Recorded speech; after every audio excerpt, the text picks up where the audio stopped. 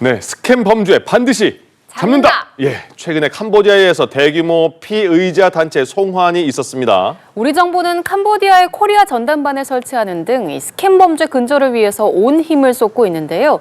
우리 정부의 대응 상황을 뉴스캐스터 연결해서 자세히 알아보겠습니다. 강수지 캐스터.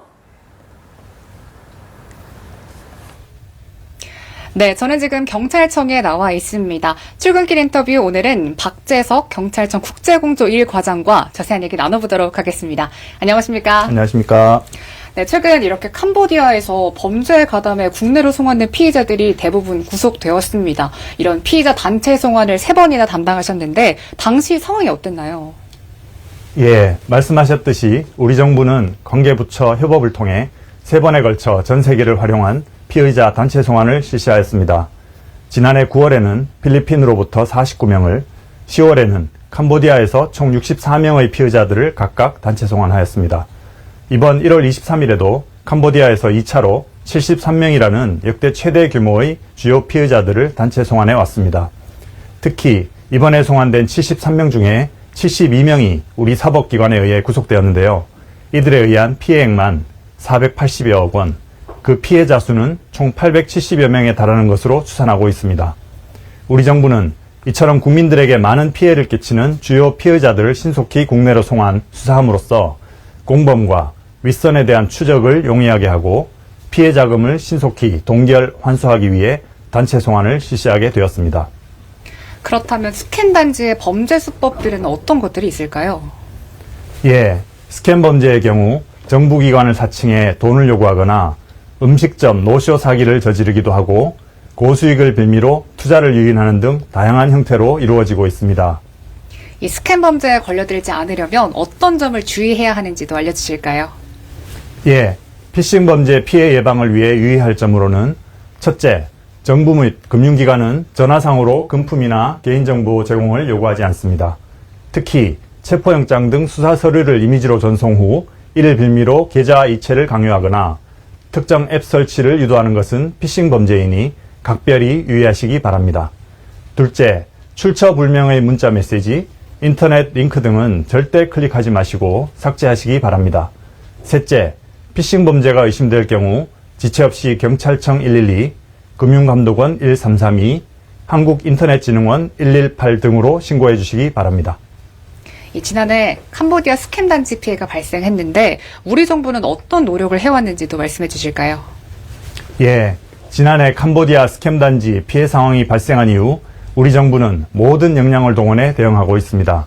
특히 지난해 말에 발족한 초국가범죄 대응 TF를 중심으로 현장 수사경찰관과 국수본, 경찰청, 현지 공관과 외교부, 국정원, 법무부 등 우리 정부의 모든 수사력, 정보력, 외교력, 또한 국제공조 역량까지 총동원하고 있습니다.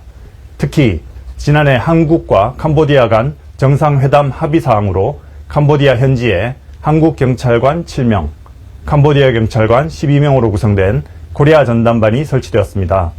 코리아 전담반은 스캠 범죄 피의자 관련 첩보를 수집, 추적하고 합동작전을 통해 검거하여 국내로 송환하는 역할을 담당하고 있습니다.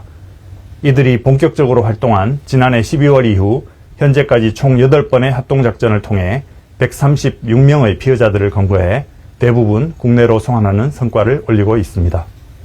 네, 이런 초국가 범죄에 대응하기 위해서는 이렇게 국가 간의 국제공조가 중요해 보입니다.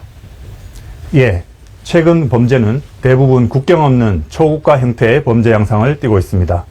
이에 국내 수사만으로는 범죄 조직을 추적하고 검거하는 데 어려움이 있어 국제공조가 필수적인 요소라고 볼 수 있습니다. 우리 정부 역시 국제공조의 중요성을 인식하고 많은 공을 들여왔는데요. 특히 지난해 10월에는 우리 경찰이 주도하는 국제공조협의체를 발족했고 인터폴 등 국제기구와 총 40여 개국이 참여하고 있습니다. 또한 11월에는 글로벌 공조작전회의를 서울에서 개최했고 그 결과 합동작전을 통해 수십 명의 피해자들을 현지에서 검거, 국내로 송환하였습니다. 이러한 공조 성과들은 우리 정부의 스캠 범죄 대응에 대한 의지와 역량, 리더십에 대한 국제사회의 신뢰를 반영한 것이라고 볼 수 있겠습니다. 예, 과장님께서 최근 인터폴 아시아위원회에 당선되셨잖아요. 인터폴과 아시아위원회의 역할이 있다면 또 어떤 역할들이 있을까요? 예, 초국가 범죄 대응을 위해서 인터폴이라는 국제기구가 활동하고 있습니다. 인터폴은 166개국이 참여한 세계 최대의 국제기구로 각국 법 집행기관들은 범죄 관련 정보 및 수사 자료를 수집, 교환하고 인터폴 수배를 통해 피의자들을 검거, 송환하는 등 다양한 국제공조 활동을 하고 있습니다.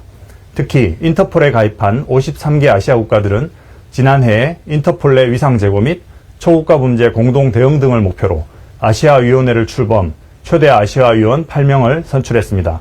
과분하게도 제가 아시아위원에 당선되어 4년 동안 인터폴의 의사결정에 참여, 우리 정부의 목소리를 적극 반영할 계획입니다. 네, 마지막으로 시청자 여러분께 당부 말씀도 있으시다면 해주시죠. 예, 시청자 여러분, 우리는 그동안 선량한 국민들이 스캠 범죄 피해로 인해 좌절하고 또 심지어 극단적인 선택을 하는 사례들을 수도 없이 많이 봐왔습니다. 우리 정부는 이러한 선량한 피해자들의 피눈물을 막기 위해 스캠 범죄 피의자들을 지구 끝까지라도 쫓아서 반드시 검거, 우리 법의 심판대에 세울 수 있도록 최선을 다할 계획입니다. 국민 여러분께서도 우리 정부를 응원해 주시면 감사하겠습니다. 감사합니다. 네, 오늘 말씀 고맙습니다. 감사합니다. 지금까지 출근길 인터뷰였습니다.